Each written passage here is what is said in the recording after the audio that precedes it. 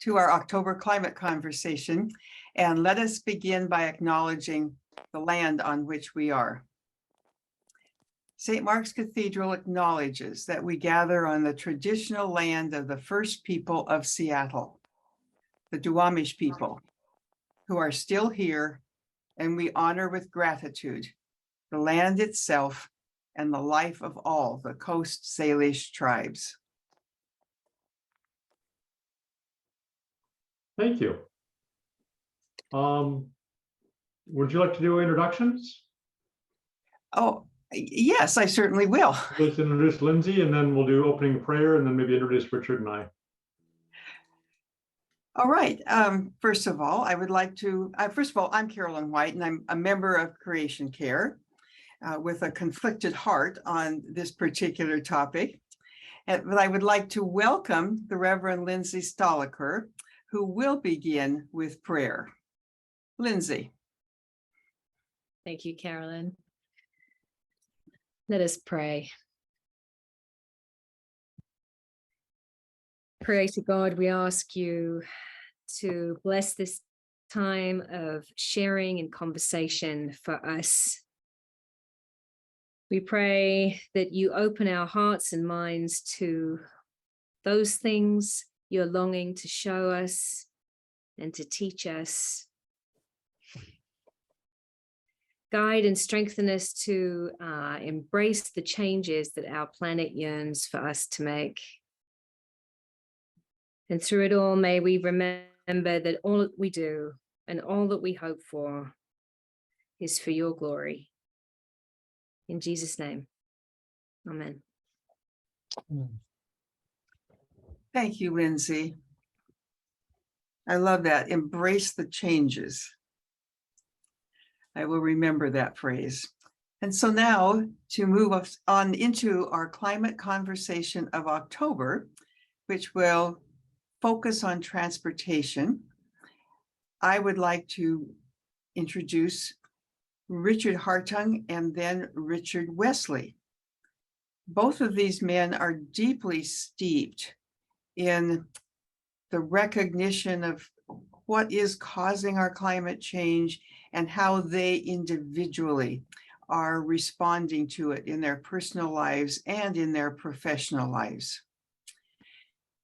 Both are members of St. Mark's and the Creation Care team, which is one of the ministries there.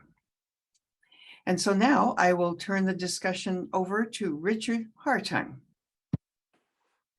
Great, thank you very much. And Richard, if you can share the presentation.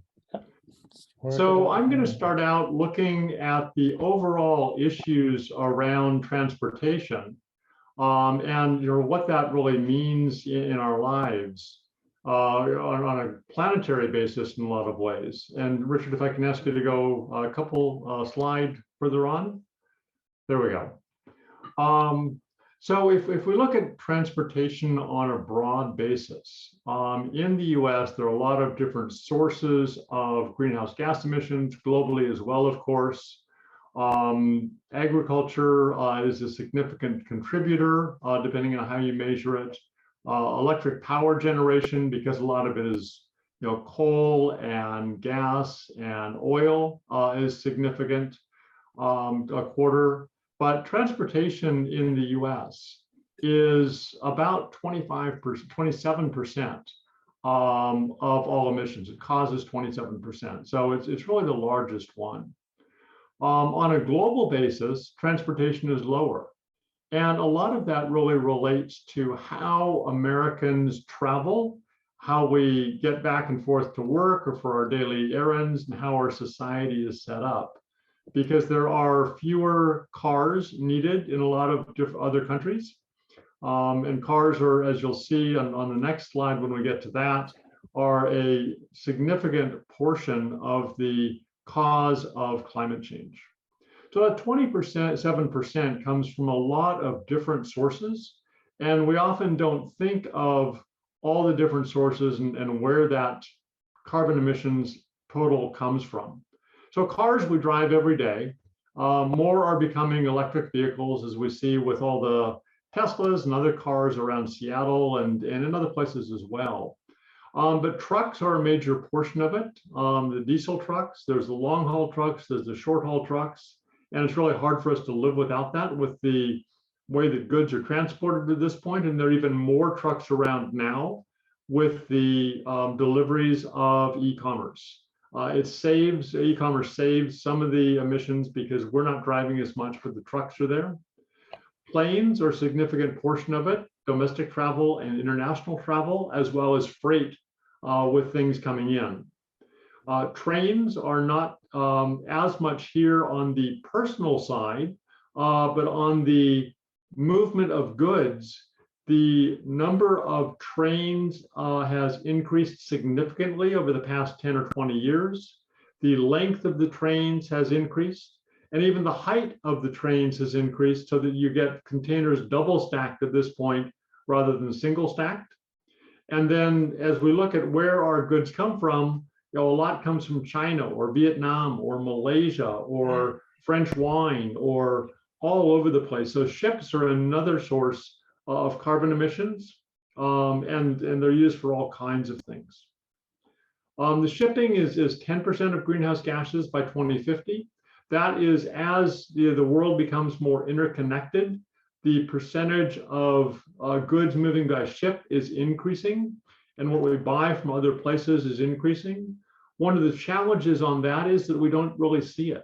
I'm sure if we look out at the harbor in Seattle, we see a couple ships, or we go down to the port in Seattle, we'll see a few ships, but there are more and more ships that are idling off the coast or that are on their way over.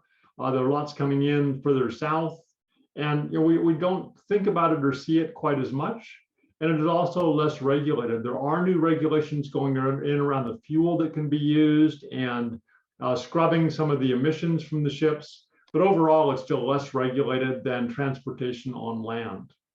Rail is a relatively low portion in total, but it still does contribute to greenhouse gas emissions. So a variety of different sources in there. Next slide. If we look at the different types of transportation and sort of what's been happening over time, all the different sources are increasing. The biggest portion of it is road. That's you and me driving every day. And so we'll look at some of the solutions that can gradually bring that down.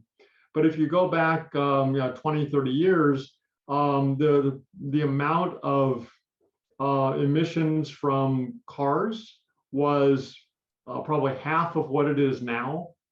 The yellow and dark green is aviation, and that's increased significantly as well. The yellow is international aviation. Part of that is, we're traveling more and going to Europe or Asia or other places. But another big part of it is that we expect goods to arrive quickly. There are more perishable goods coming in. And so there's more transport by air than there used to be, substantially more. But cars are really the biggest part of it. And the higher travel volume is greater than any improvements in efficiency of the cars that come out. So we're getting more miles per gallon, but there are more cars on the road, more airplanes in the air. The growth rate is higher in the low income countries on a percentage basis, but most of this is coming from the larger countries. Even at a smaller percentage increase, Europe, US are so much greater than the developing countries that the impact is much higher. Next slide. What we do, we don't often think of, but just a couple examples of how our individual actions create carbon emissions. So if we drive and we use a gallon of gas, we're creating 20 pounds of carbon emissions. So if we can switch from a 20-mile commute to public transport, that means we're going to save about 4,800 pounds of carbon emissions per year, significant reduction in there. So we don't really think of it as what's our gas mileage, and prices are up or down for gas, but the carbon emissions are significant. So 20 pounds of carbon emissions, about a pound per mile if you have 20 miles per gallon. And a ton of CO2. is going to shrink the ice sea cover by 32 square feet. So we read about the icebergs contracting and melting. And so a ton of CO2, if you fly to New York, that's going to shrink the ice cap by 32 square feet. Now, for you and me, 32 square feet sounds relatively small. There's a lot of people on that plane. And then 64 feet if you want to come back home, 64 square feet. So any individual action we take, whether it's buying things from overseas or taking a flight or driving a car, is going to create carbon emissions. And so that's what we're looking at today, is how can we reduce that? Next. And what we try to do on this is also, and go back to the Bible and say, what is the scriptural basis for some of the things that we're looking at? If you go back 2,000 years, we weren't looking at cars or planes or cargo ships with containers stacked 8 feet high or things like that. But if we just look at the analogies on it, the righteous cares for the needs of their animals. That's looking at what we do with any kind of transport we use. At that point, it was donkeys or horses or other types of transport, and people caring for them. And we look at it in the same way of thinking about it. We need to do the same thing with the cars we have or other vehicles we use. If we're overloading, if you see the donkey of one who hates you lying down under its burden, refrain from leaving him with it, rescue it. So we don't want to overburden the transport we use. It is make sure that it's used efficiently and used well. And so what we're trying to do is sort of that balance in there with the transport that we use of the mindful stewardship, looking after our transport methods. We still want to have a good life. We still want to enjoy, but look at different ways of doing it and caring for the types of transport we use and recognizing what's there and see what we can change. Richard, over to you. So what kinds of actions, individual actions, can we take? Well, we're starting off here, and this was coincidental. My son has recently been working for one of these companies. There's a lot of things you can do besides drive. And the big ones are using bicycles, using scooters, or just walking. There are a lot of companies out there right now where you can buy, share, or rent. And when we were, these are only two of them. There are several more, and they keep coming and going out of business. You can also, they don't just, if you look at the picture over there of the Veo, that's not a regular bicycle. That's actually an electric bike. And electric bikes are great, especially for people who are more physically challenged or are in a hurry, like you want to get to work and you don't want to be sweating. And you can rent those, or there are a number of companies in Seattle that will actually sell them to you and service them. Cyclists have significantly lower CO2 emissions than non-cyclists. And cycling is just about the most energy efficient form of transportation that we have. Scooters are another interesting one. I had never ridden one before until about 2 weeks ago. It was a little fun at first, try to stay on, but once you get the swing of it, it's kind of fun. Surprisingly, walking uses much more energy than some of these other forms of transportation. And where the energy when you walk comes from is from eating food that has been shipped to you and so forth. Despite that, I actually have switched to walking to work. It's about 1.25 miles for me. I say work, even though I'm retired, I have a little office. And walking is good for your health. There's been a lot of stuff published very recently on the health benefits of just walking a moderate amount each day. And I find that just the act of walking also improves my consumption mindfulness. But Sometimes you need to get somewhere in a hurry, or you have things to carry. And for that, we have public transit. It's okay here in Seattle. One of the joys of traveling, I find, is to see how good public transit is in other places. But here in Seattle, we have an interesting topography. So we have a whole bunch of different modes of transport. We have buses, which are the ones we all see. We have light rail, we have commuter rail. And when we were discussing this earlier, Richard and I, no, it was my son and I was looking over this.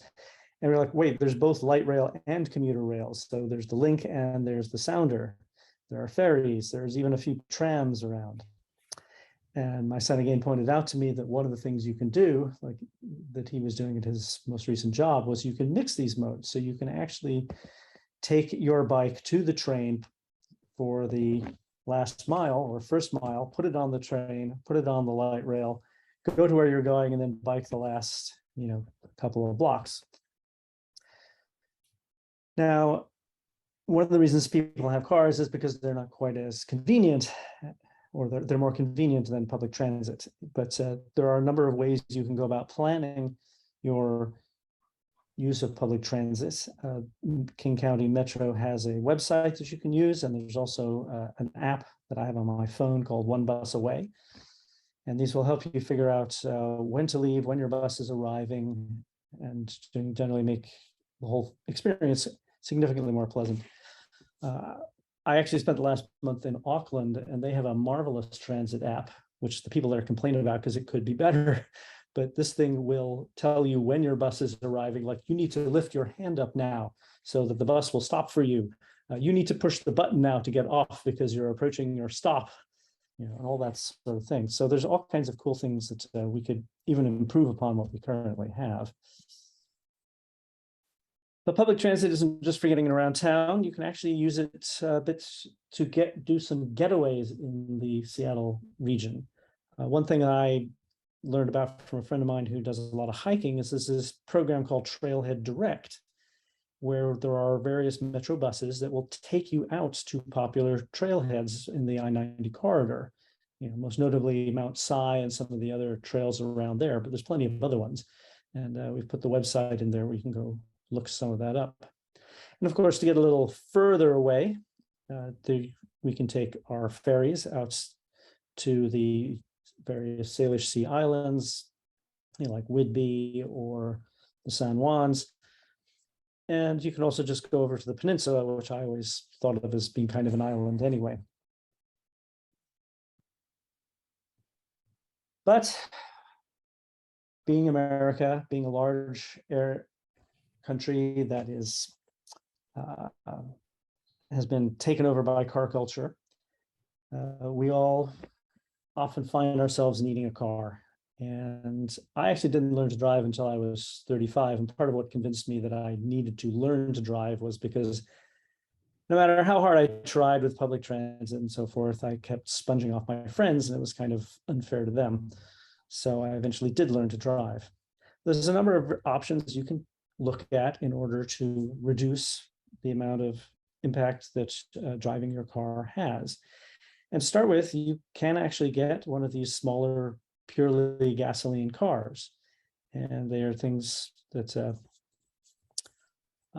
like the Suzuki and the Chevy Spark that are up the top there. I haven't labeled them because we got the names over on the side.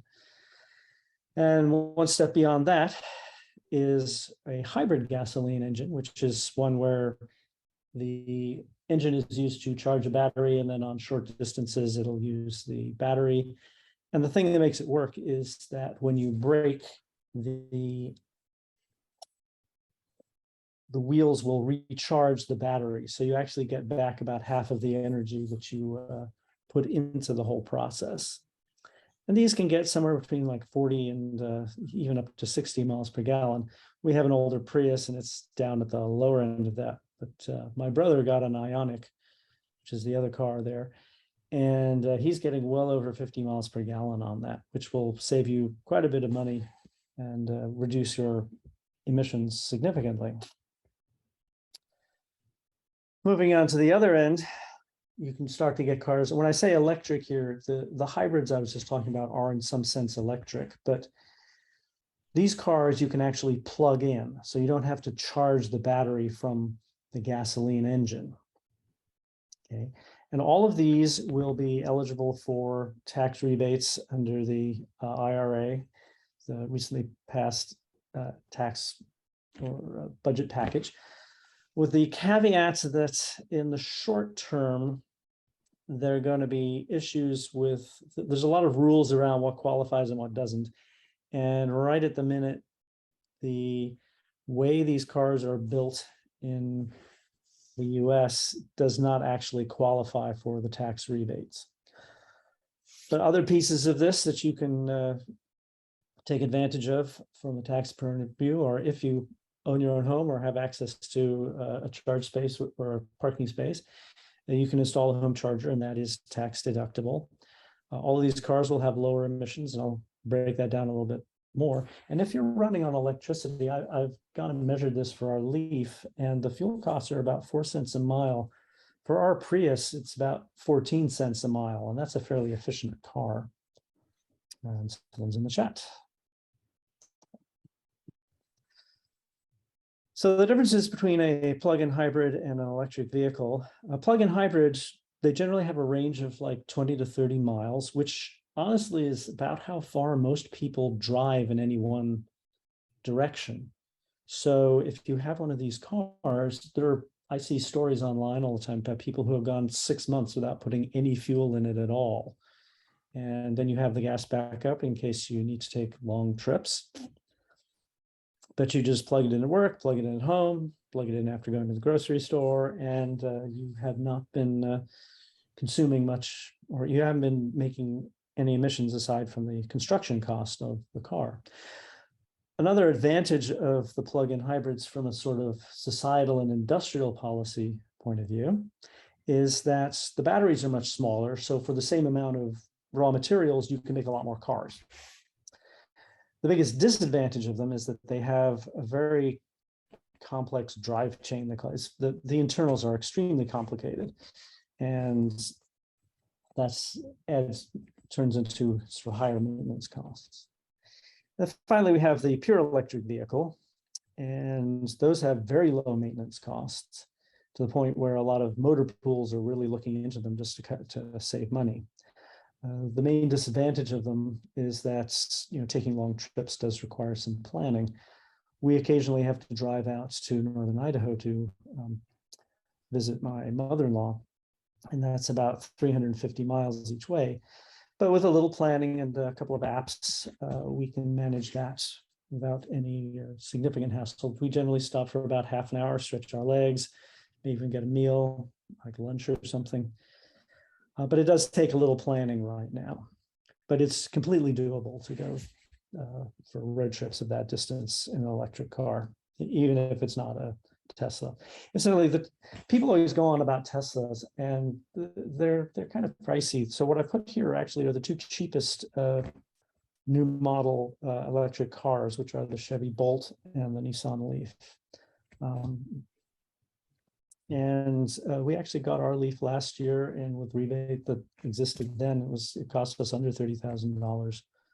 So all of these prices you see about, news articles you say about $60,000 for a car. The main problem right now is that there aren't any to be had, which is driving the price up. But it's perfectly possible to make cheap electric cars, and in China they've even got some that are under $8,000, I believe. Neos and things. Now, if you have a gasoline powered car, there's still things you can do. And if you just drive more carefully, you can save money and reduce your emissions. And the big things are just accelerate and decelerate smoothly, or even not at all sometimes. Speed limits were originally introduced, or some of the speed limits in this country, like 55 miles an hour, was based on research done in the 1970s showing that once you get above about 55 miles an hour, you really start to reduce your mileage. Older cars if you're going to be stopped for more than 30 seconds, you should probably turn the engine off, because there are more emissions that come from turning the engine on. But once you get to the 30 seconds, it's you're coming out ahead. And if you like the breeze in your hair, you can open the window below 60 miles an hour and turn off the air conditioning. And over here, although Richard has a nice little chart showing some of the costs over a year of a regular vehicle, an EV, and an e-scooter. Another big thing you can do, especially with gasoline-powered cars, is maintenance. Tune-ups can save you quite a bit money. Air filters, because when you burn gasoline, you need oxygen, and the oxygen has to come through a filtration system, because you don't want all the gunk that's in the air, like when it's smoky out, getting into the gas mix, because that makes it less efficient and gunks up the engine and so forth. So air filters for the can save you quite a bit. And tire pressures. You know, if your car is wobbling around or sagging to one side, that can actually have a noticeable impact on your fuel consumption. And if you're not the only person in your car, you're getting much better gas mileage. I mean, if you think about, say you have a car that's getting 40 miles to the gallon. If you've got a friend in there, you're getting 80 person miles to the gallon. If you got 4 people in there, it's 160, which is better than in some ways than an electric car being driven alone. So you can carpool to all kinds of places: offices, schools for children, churches. And there's various companies that and apps that can go around and set up carpools for you. And of course, if you're not driving at all, then you're not burning anything. And so these days, thanks to the pandemic in part, telecommuting is not only makes your life more flexible, and so you can organize things better, but it also reduces road congestion, and road congestion leads to increased fuel consumption because people are sitting there burning gasoline. And if you stay local, you can find all kinds of things in your neighborhood. You can support local restaurants and entertainment. And if you do that, it also tends to build up your local community more, which is a wonderful goal.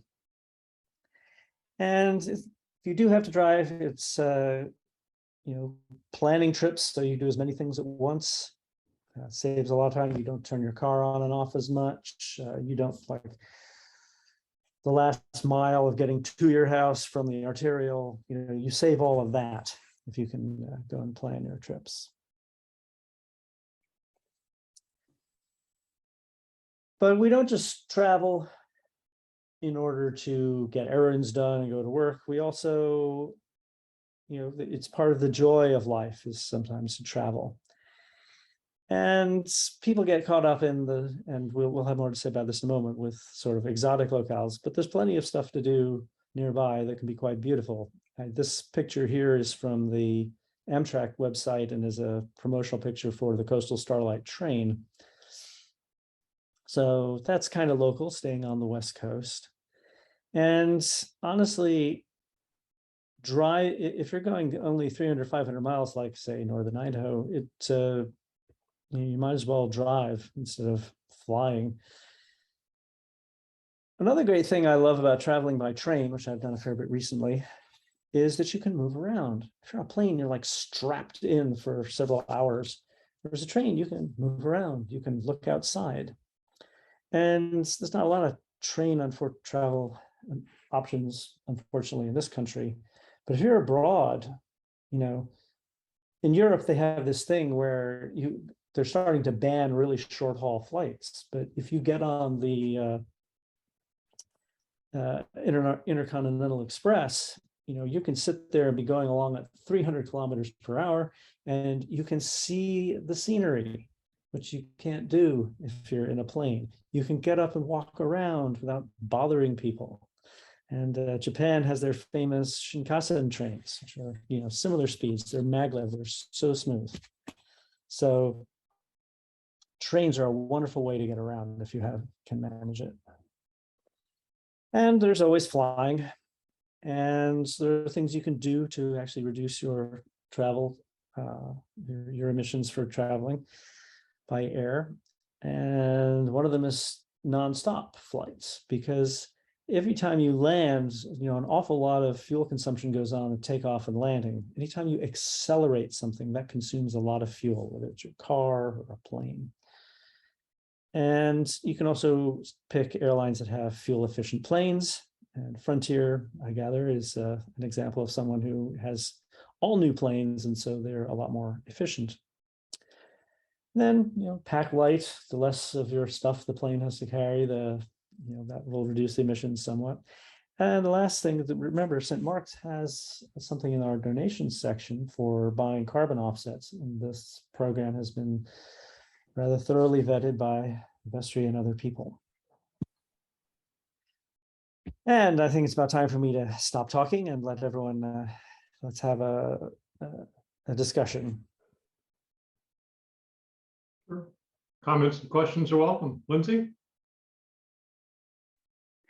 Yeah, I'm curious. I'm curious about the connection between greenhouse gas production and consumerism, I guess. And so I'm very appreciative of all of these kind of practical actions that we can take, but thinking about it from a Christian perspective, I'm wondering how we explore a transformation of life which helps us as Christians to articulate the ways in which we normalize our wants and desires, right? So everything from Amazon to DoorDash to pilgrimage to vacations to all of these things, like how when we look at our lives, because a lot of I guess my question is, when I think about some of the huge increases in environmental degradation, so much of that is rooted in the way that we live and our expectations from our lives. Yep. And so as a group here, how might we together as community shift our understanding of what it is that we regularly take? Does that make any sense? Like, yeah, like there are everything from it's a structural thing, right? It's a structural thing from so many people not having the ability to choose whether or not they commute 20 miles to work or when they show up, or being able to telecommute. So I'm interested in that piece too. Like, how do we as Creation Care engage with those kinds of transformations that change the way that we look at our consumption? The second half is going to look more at that. Okay. It's not directly tied in because it's not tied into building community as much, but it is looking at transformation of how we approach what we're doing. Your point about how we translate that into doing things differently and building community is a good one. We've probably not addressed that as much, and happy to open to ideas on it. I think that's one thing Creation Care Ministry tries to do. Is bring people together for solutions and living different ways. Because I think that's the thing, right? Like, it's like Creation Care, like so many other things, they're so complex, right? There's so many intersections, and we can take action to try and shift some of the realities, but also underneath those large kind of systemic shifts need to take place that would then result in less degradation that we're responding to, right? Yeah. And I just think a lot of those things, the reason why I talk about it in community is because I think a lot of those things take a tremendous amount of courage, because really, I think we're called on to substantially change.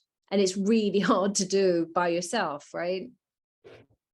It's really hard, yeah. Now, one of the things we've looked at, there's the carbon tracker. And the next stage they're moving into is small group discussions around a particular issue. And how do we as 10 people change what we're doing? Right. What, you know, in a variety of different things that relate into the different aspects of our lives. Similar topics to what we're looking at in climate conversations, but that small group helps it. And then that small group can spread it out. So that may be one way to do it. Mhm. And yeah, open to ideas on other ways to do it. But good point on I it. think- Absolutely. Yeah. Marjorie? Can I show a picture? I have a map of, I'm gonna see if I can. I can see that. Yeah. Okay, so this is Seattle in 2100. So at the end of the century, and St. Mark's is, as far as I can tell, it's on the Capitol Island.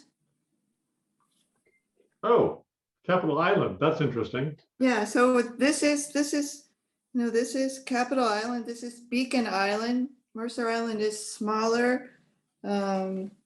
Discovery Island, Magnuson Island, Queen Anne Island. Fascinating. So this is sort of this is where we're going. And we really have to think about it. It looks like St. Mark's would be above water. I have to take a canoe to get there, but it's good news. Depending on where you live. So it's important to think about. I mean, we think about carbon and we think about what it is in our lives of what we have to do. But this is a way to go. If we don't do it, this is what the world could very much look like. Yeah. Our world. And we really need to take that seriously. Absolutely. Thank you. Marjorie, Yeah, if you can do a so comment, what- and then we'll go back to the deck and sort of address some of the things that are a bit of what Lindsay talked about. Marjorie, you had a comment, and then we'll go back to Richard with the rest of the presentation. Well, I could have just put this in the chat, but I'm having a hard time finding that on my phone. And I'm in a noisy spot. But I was thinking about what Lindsay was saying, and that I keep coming to that phrase to live simply so that others may simply live. And I think that's a lot of reducing our consumption is simply to live more simply. So I Perfect just point. wanted to put that thought in there. Yeah, absolutely. Yeah, thank you. Richard, back to you. Well, actually, I was wanting to throw something in here. It was a comment I heard recently. There's something about the whole individual responsibility for this problem thing, which is very sort of Western and libertarian. It's like, well, you have to do something about it. But a lot of the problem is not individual action. A lot of the problem is systemic. So how do you do that? Which is not to say that individual actions aren't worthwhile, and there aren't, indeed spiritual benefits to be gained from living simply. But I do, and I want people to do these things because, I'm a technologist, and I think not only do they make the planet better, but actually I think a lot of them are actually better than what they're replacing. But I really don't want people to feel so horribly guilty if they can't do individual action X. Yep. Because ultimately this is a systemic problem, and it's almost like, it's a political problem that we have to solve somehow. Exactly. All right. Returning to. Okay, so I'm still on, right? Yep. Okay.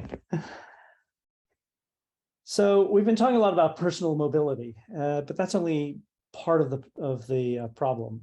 Another very large part is that we use the transportation system not just to move ourselves, but to move other stuff. Pretty much everything that we buy, pretty much by definition, everything we buy, anything we made ourselves, is we probably didn't have to transport. So we're going to go through now a couple of things on other aspects of this problem and other actions that one can take in this other sphere. And one of the things that you see a lot with travel is that it's sort of this keeping up with the Joneses type things, social signifier. And it can be maybe you're searching for identity, find myself, let's go off to Tibet or something, a quest for validation. Oh, look at me, I can now afford to do this. Pursuit of meaning, well, let's just have a whole bunch of experiences that'll maybe make our feel like we're doing something. And sometimes it's just to, try and make ourselves happier by doing something else. As Buckaroo Banzai said, wherever you go, there you are. So from a Christian point of view, we shouldn't measure our worth in these ways, not in airline miles or fancy places we go to. A lot of our motivation here should be God's glory and the good of our neighbor, and opportunities to share the gospel and to extend God's mercy to these places that we go to. So when you think about travel, one of the most important things to do is consider why. Why are you going to this place? Why do you go huge distances from point A to point B? And the great irony is that when you go and do ecotourism, in some ways you are actually contributing to the demise of the place that you're visiting. I love snorkeling, but I have managed to avoid going to the Great Barrier Reef because that seems a bit excessive.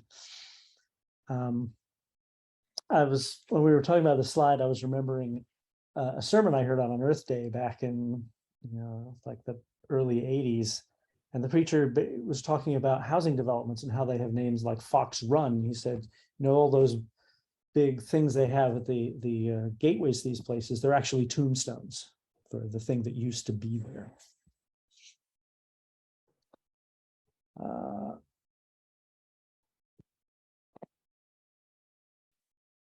So one of the things about being part of this particular subcommunity is, the love of nature. And lots of people may not realize they need it, but they do.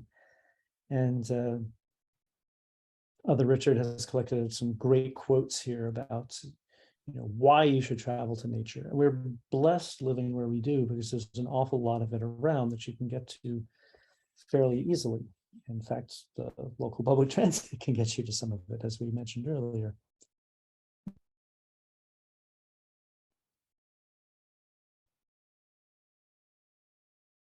And this is sort of getting back to what Lindsay was saying. Anything you buy requires something to be transported. So if you buy less, there's no transportation of materials required at all. And if you buy local, it's a lot easier to combine shopping into one trip, or even to just walk to where you're picking things up. And this one surprised me, but Richard convinced me of it, that e-commerce actually is a net win because you have one truck moving around on a very optimized route instead of a whole bunch of people, as he said, driving to Northgate. And one of the things about these large companies is that, you can either have everybody in my neighborhood electrify their car, or you could have a delivery company electrify one van. There's a lot less materials involved, and you get a lot more reduction from that. And there's other things you can do, like if you avoid one-day delivery, if you ask for something to be one-day delivery and it's in Kentucky, well, guess what? It's getting on a plane. And a lot of these e-commerce companies will do this for you. They will try and combine orders and allow you to modify your delivery dates. Although I do find some of them are kind of conflicted. I don't use Amazon much, but I always notice they're like, you could get it even faster if you pay this. I was like, well, yes, but that I don't need it that fast actually, and that greatly increases the climate impact. And this gets to the whole, are we prepared to wait longer? If things travel slower, they use less fuel. If we can just make do, it can have a significant impact, right? We're all just, especially in this country, I think, taught you have to have it now, have it better, faster, bigger, but maybe you don't need that. And, on a more local basis, over on the right there, we've got some delivery people. And in fact, the son I was talking to, one of the things he's looking at right now is if he wants to earn a little money while he prepares to go back to college. And he's looking at just doing some of that local delivery stuff, but he's putting together an electric bike so that he can do that. And so if you encourage local delivery like this, you don't even necessarily need to have it delivered by a car, which can be a big gain. And at this point, I think I need to hand it back to other Richard, because he's very much up on the food and food transportation and so forth. I do look a bit at agriculture and food, and it's absolutely fascinating. But if we just look at it sort of practical in our own lives every day, we import food from literally around the world. We can go back one. Yeah, sorry, I was trying. No worries. And a lot of times we don't think about it. If you look at, where do your olives come from? A lot of them are coming, or even tomatoes. Some of them are coming from Italy. The wines are coming from France. The avocados are coming from Mexico, all over the place. So there's a tremendous carbon emissions impact from that. It uses transport by plane or ship over long distances. There's refrigeration when you're moving fruits and vegetables and fresh meat or other things. And there are actually a lot of local alternatives that we'll look at in a minute of what you can do within Washington State to eat local. So the transporting the products is about 20% of carbon emissions. I mean, a lot goes into producing them. A lot goes into the fertilizers for them. It goes into distribution for them. There are other things in the packaging and producing. There's a lot of other things that go in there, but transport is a big part of it. And so if we can reduce transport and eat locally, it will have a significant impact. And this also goes back to sort of the community that if we are buying local, then we're supporting the Skagit Valley or Whatcom County or Eastern Washington, and really making a conscious effort to do that. So what can we do? Next slide. This slide is Whatcom County has this beautiful harvest of the month that we can look at in terms of what we eat at what times. And it does look at it and say, okay, January apples. Well, apples are being harvested about now. But rather than shipping things in from around the world, they are stored for a while, and there are ways to do that. So looking at it differently, but choosing fruits that are locally grown and checking for the country of origin when we do it. And so that's looking at it and saying, am I going to buy Washington apples when we buy, or are there apples from other places, or potatoes, any kind of vegetables you buy? And do we really need the exotic vegetables that are coming in from other places? The dry goods as well. Do we need the pasta from Italy, or can we buy pasta that's locally made? Or you just go down any list of ingredients, and it's really looking at it and being conscious about looking at country of origin. There's a lot that's grown in Washington, sort of you name it, vegetables and fruits, a tremendous amount here. Eggs come from Washington. Beer and wine, I think it's something like 85% of the hops in America are grown in Eastern Washington. It could be 75, 85%. It's just tremendous amounts. And breweries that are around, and then wine produced in Eastern Washington. Washington's number 2 after California.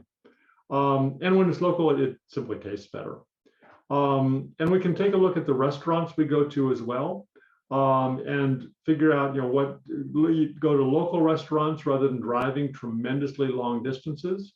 There are wonderful restaurants in our community. It takes a little bit of work to find them sometimes because you'll read about the restaurants that are further away, but take a look at those.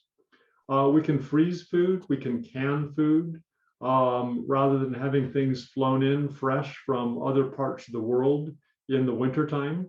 And it's wonderful food. And then there's the community supported agriculture as well, where we can buy local through subscriptions or through farmers markets, a variety of different ways to do it. So again, it goes back to focusing on community, how we support the community, how we buy local. And we can think about that, group sort of going back to what Lindsay said, how do we think about this of supporting the broader community, which is the farmers that are around us that we don't really think about, don't really see all the time, except when potentially now once a week at the farmer's market. But so often we'll go to the supermarket. So we want to try to look at it and reframe it and really eat local is the message we're trying to give. Next. So we've just got a couple minutes left, but I sort of want to open it up for ideas, thoughts, things that people do. And there's some really good points in the chat as well. So, thank you, CJ and Jeff for putting thoughts in there.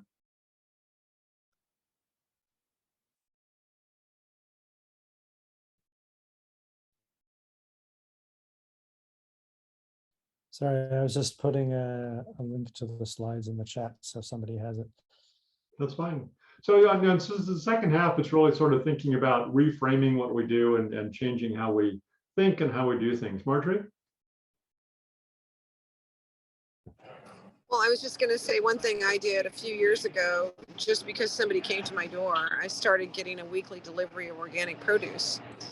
And I just thought I would try it. I took the minimum amount, and what it has done is made me realize there's a few vegetables out there I had never tried before that I like.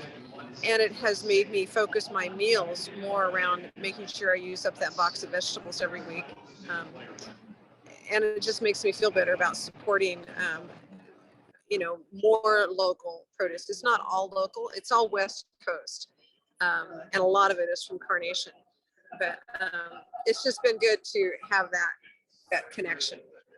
Fantastic. Great experience. Absolutely. Good.